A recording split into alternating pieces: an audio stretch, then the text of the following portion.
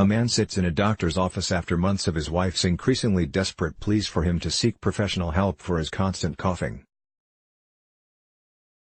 In the end, she was the one who booked his appointment and even drove him there. Another man is meeting with his manager, anticipating derision and mockery when he mentions he needs to reduce his workload to accommodate the birth of his first child. A third man has a violent encounter outside a pub, fueled by binge drinking and machismo. He cops a blow to the head and crumples, hitting his head against the pavement. These aren't just stereotypes of men. They are the types of experiences and outcomes that reliably differ between men and women. Men are 32% less likely to visit a health professional than women. Men are also less likely to seek therapy for psychological complaints, such as feeling down or anxious.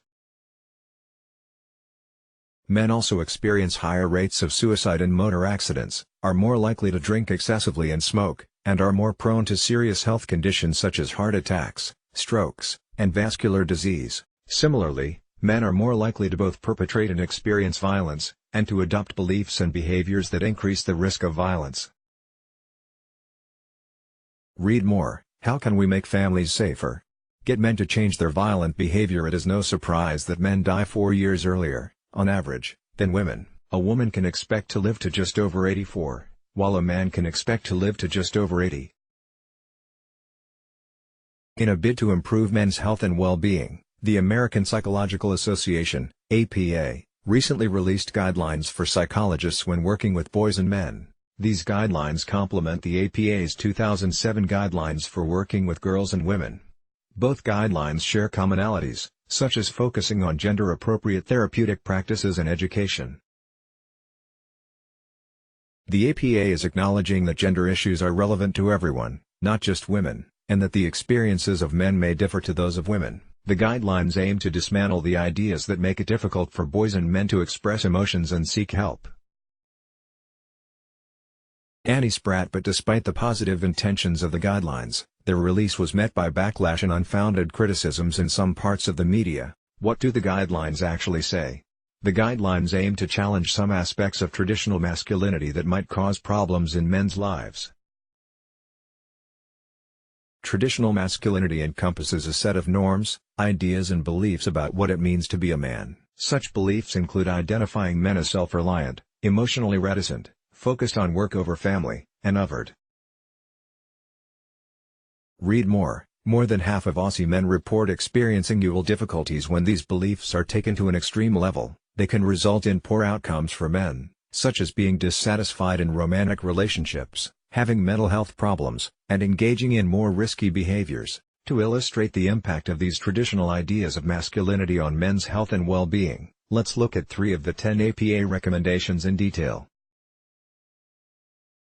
First, the guidelines urge psychologists to address the high rates of problems like violence, substance abuse, and suicide, which are more commonly experienced by men. The guidelines highlight the link between beliefs about traditional forms of masculinity and the encouragement of aggressive behavior in boys by family, peers and the media.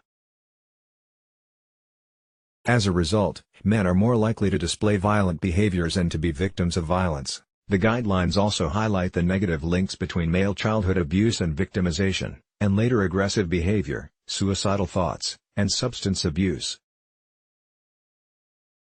Recognizing these patterns offers an opportunity for therapists to engage in gender-appropriate conversations and tailor behavioral change to the problems that plague men. Read more. Clementine Ford reveals the fragility behind toxic masculinity in boys will be boys second. The guidelines highlight the importance of encouraging men's positive involvement in families. Despite increasing numbers of dual-income households, there is still strong social pressure for men to be the providers and breadwinners rather than taking on nurturing and caring roles. This expectation can come at the expense of men's relationships with their partners, children and extended family. Encouraging men's positive involvement with their families has been shown to improve health and well-being outcomes for men, their children and their partners. It may have spillover benefits in making work practices more progressive, with better balance between paid work and time spent with loved ones. Everyone benefits when men take on more nurturing roles. Caroline Hernandez III. The guidelines highlight the need for boys and men to more willingly seek help in health care. Men are more likely than women to die from diseases such as colorectal cancer, which can be prevented with the right health care. In terms of mental health, men's reluctance to express emotions and seek help through therapy may underlie the high rates of self-harm and suicide. Traditional masculinity also encourages risky and competitive actions in men, resulting in unintentional injuries being the leading cause of death in men under 45. According to the guidelines, we need to shift beliefs around self-reliance so men feel more comfortable looking after themselves and seeking professional help and services when needed. Taken together, the APA guidelines have the potential to improve the lives of men. The guidelines squarely focus on the disparities in outcomes between men and women, and provide clear suggestions on improving men's well-being through strategies like strengthening family engagement and changing attitudes towards embracing healthy behaviors. Many non-profit organizations and advocacy groups are already taking on this challenge to encourage healthy masculinity among boys and men.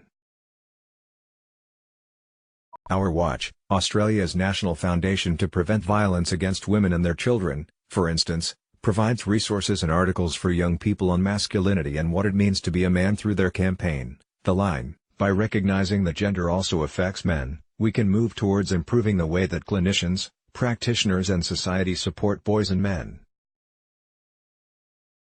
This article is a co-publication with Pursuit. Let's block ads.